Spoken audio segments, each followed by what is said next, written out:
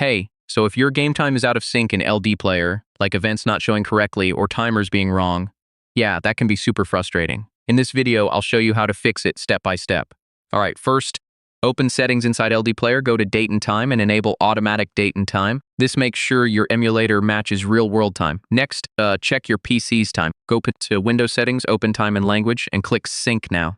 If your system time is wrong, LDPlayer will also be off. Now, make sure your time zone is correct both in Windows and inside LDPlayer. Even a small mismatch can cause game timing issues. Okay, so after fixing the time settings, restart LDPlayer. This helps apply the changes properly.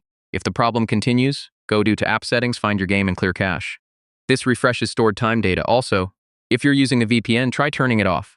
Some games sync time based on region, and VPNs can mess that up. And yeah, last option, update or reinstall the game.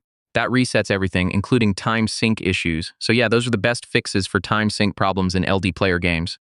Once your system and emulator time match, everything should work normally again.